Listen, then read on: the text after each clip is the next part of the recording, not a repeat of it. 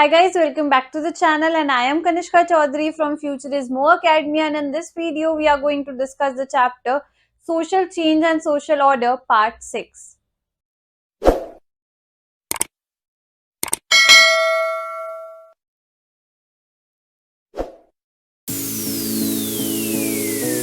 Let's start with the new topic of this chapter. अब इस topic का नाम है सोशल ऑर्डर। तो ये नहीं कि हम इसके अंदर सिर्फ सोशल ऑर्डर के बारे में पढ़ेंगे, हम इसके अंदर सोशल चेंज और सोशल ऑर्डर दोनों की डेफिनेशन पढ़ेंगे और दोनों के बीच में एक जो डिफरेंस है, एक जो कॉन्ट्रास्ट है, जो हमारी पूरी सोसाइटी को लेके चल रहा है और सोसाइटी में क्या क्या ऑर्डर्स है और क्या क्या चेंजेस है, वो सब हम इसके अंदर पढ़ेंगे। So let's start with it. या social change has to be understood. तो पहले हम किसकी डेफिनेशन पढ़ रहे हैं, क्या समझने की कोशिश कर रहे हैं, हम सोशल चेंज समझने की कोशिश कर रहे हैं। उसके बाद फिर हम सोशल चेंज और सोशल ऑर्डर के बीच में डिफरेंस समझेंगे। Social change has to be understood together with social order. तो ये जो दोनों चीज है, सोशल चेंज और सोशल ऑर्डर, वो आप इस चैप्टर के अंदर साथ में पढ़ रहे हो।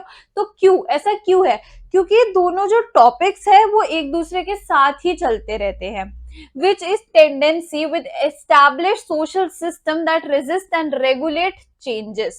In the same way, social change as a process acquires meaning against the backdrop of continuous or lack of changes. इसका मतलब ये है, सबसे पहली बात तो कि सोशल चेंज और सोशल ऑर्डर साथ में चलते हैं, जिससे क्या होता है, हमारे रेगुलर सोसाइटी के अंदर चेंजेस आते रहते हैं। एक सोशल ऑर्डर आया तो ऑब्वियस सी बात है सोशल चेंज ऑटोमेटिकली हो जाएगा। एक सोशल ऑर्डर आया कि अब सोसाइटी इस तरीके से नहीं, इस तरीके से चलेगी, तो ऑटोमेटिकली आपका एक सोशल चेंज आ ही जाएगा।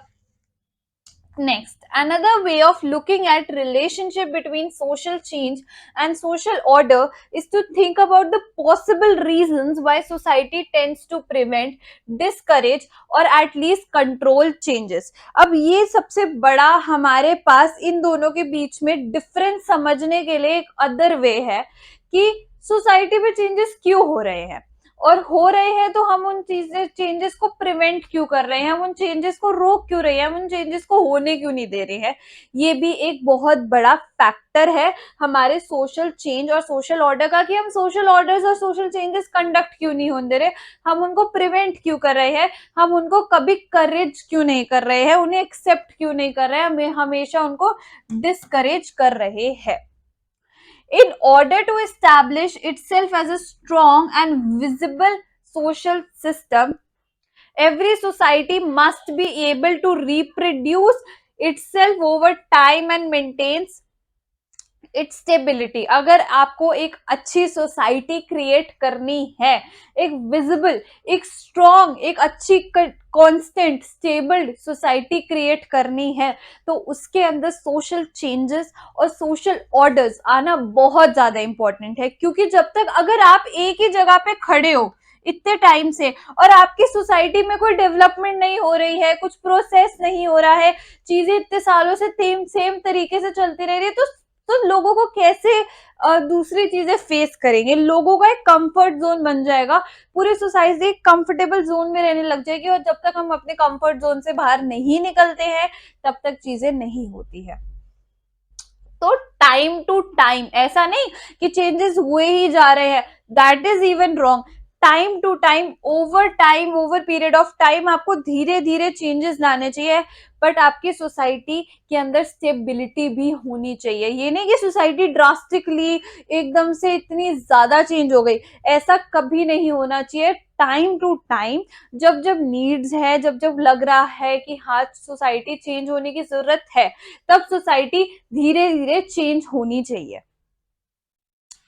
So the ruling or dominant groups in society generally resist any social changes that may alter their status because they have a vested interest in stability. अब जो हम अभी आप इसी चैप्टर के अंदर डोमिनेटिंग कास्ट के बारे में पढ़ोगे। डोमिनेटिंग कास्ट क्या होती है? अब इसके अंदर हम उन्हीं की बात कर रहे हैं, किन की बात कर रहे हैं? डोमिनेटिंग कास्ट की बात कर रहे हैं। अब इसके अंदर हमें क्या पता चल रहा है कि जो अपर कास्ट होती है या जो डोमिनेटिंग कास्ट होती है, डोमिनेंट ग्रुप्स होते हैं, वो लोग हमेशा कहते हैं कि चेंजेस नहीं होने चाहिए। क्यों? क्योंकि वो एक कंफर्ट जोन में है।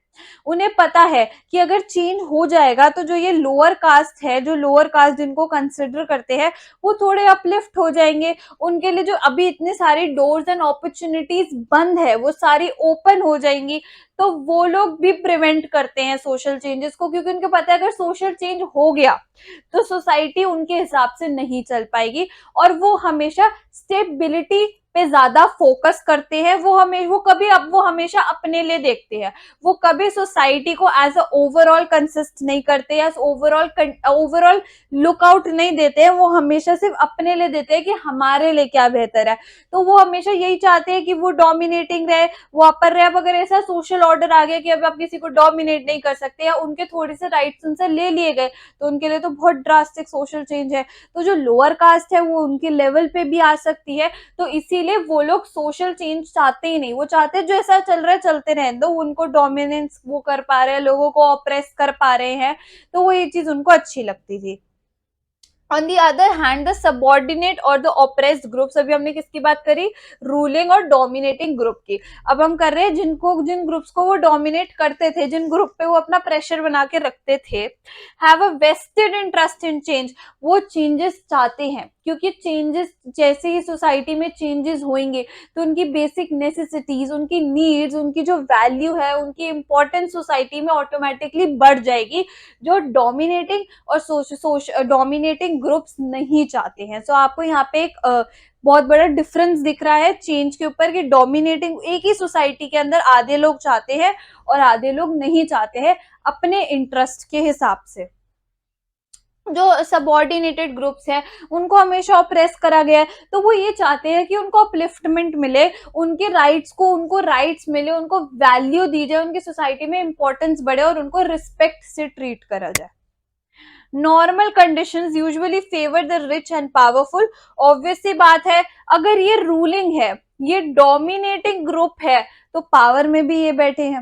गवर्नमेंट हो गई, मोनार्ची हो गई, डेमोक्रेसी हो गई, कोई भी एग्जांपल ले लो, पावर में तो यही बैठे हैं। इनकी तो सुनी ही नहीं जाएगी, इनको तो बिल्कुल ऐसे नॉन कंसिडर, बिल्कुल ऐसे कंसिडर नहीं करा जाएगा। और तो ऑब्वियस सी बात है, जो इनका इंटरेस्ट है नो चेंज, रेजिस्ट करना, वो ज्यादा पावरफुल है और उनको ज्यादा वैल्यू दी जाती है, तो इनको ज्यादा फेवर करा जाता है। And they are able to resist changes. तो नॉर्मल बात है, वो चाहते, उनके उनके हाथ में पावर है, तो जो उनका दिल करता है वो करता है। और उनका दिल क्या करता है? रेजिस्ट करना, no change should occur. This is another broad reason why societies are generally stable. ये एक बहुत बड़ा रीजन है जिसकी वजह से आज के डेट में हमारी सोसाइटीज इतनी स्टेबल है और सोसाइटी में चेंज आने में बहुत ज्यादा मेहनत लगती है। सोसाइटी, जैसे आप फॉर एग्जांपल ले लो, अनटचेबिलिटी का भी एग्जांपल ले लेते हैं। कितने सदियों से अनटचेबिलिटी, दलित्स को, एससीज एसटीज को ऑप्रेस करा जा रहा है, बट अभी भी बहुत विलेजेस हैं, बहुत टाउन्स है, सिटीज है, जहाँ पे उनके साथ अभी भी मिसट्रीटमेंट हुई जाती है। तो ये चेंज आना, लोगों का माइंडसेट बदलने में बहुत ज्यादा टाइम लगता है। Broadly speaking, social orders can be achieved in one or two ways. अब हम ये देखेंगे कि जो सोशल ऑर्डर्स होते हैं वो किस तरीके से कंडक्ट होते हैं, एक या दो तरीके से। तो कितने तरीके से होते हैं? टू तरीके से। First of all, ways when people spontaneously wish to abide by a set of rules and norms. social orders कब होते हैं? जब लोग मना कर देते हैं कि वो इस set of rules को conduct नहीं कराएंगे, और when people are compelled in various ways to obey such norms, या फिर जब लोगों को फोर्स करा जाता है कि आपको ये नॉब्स को ओबे करना पड़ेगा। Every society implies a combination of these methods to sustain social order. ठीक है, कॉम्बिनेशन ऑफ मेथड्स जिसके अंदर सोशल ऑर्डर्स को सस्टेन करा जाता है। Spontaneous contest to social order desire ultimately from shared values. क्यों होता है? जब हम सारे वैल्यूज एक दूसरे से शेयर करते हैं एंड नॉर्म्स, जैसे अगर एक कल्चर है तो उस कल्चर की जो नॉर्म्स और वैल्यू है वो सब एक दूसरे से शेयर करते हैं, which are interested by people through the process of socialisation. Socialisation एक प्रोसेस है जो आप 12th के अंदर अच्छे से पढ़ोगे। In other words, socialisation can not turn people into program and robots. Obviously socialisation के जैसे ऐसा तो है नहीं कि लोग और फास्ट फॉरवर्ड काम करने लग जाएंगे, उनकी स्पीड बढ़ जाएगी। जैसे अगर एक इंसान है जो 10 घंटे काम कर सकता है, ऐसा तो है नहीं वो 20 घंटे काम कर सकता है, वो उसकी कैपेसिटी उतनी रहेगी, वो रोबोट्स में कन्वर्ट नहीं हो सकते। बट हाँ, उनका टेक्नोलॉजी कन्वर्ट हो सकती है, उनकी वैल्यूज, उनकी थिंकिंग, उनकी नॉब्स धीरे धीरे कन्वर्ट हो सकती है। And permanent contest for all knobs at all time, तो उनका कॉन्टेस्ट बन जाता है नॉब्स और टाइम्स, और उनकी जो वैल्यू है वो धीरे धीरे कन्वर्ट होती रहती है through the help of social orders. Sometimes we may even return to beliefs we once held and then abandoned। एक टाइम पे हम लोग किसी बिलीव्स और नॉब्स को फॉलो करते हैं।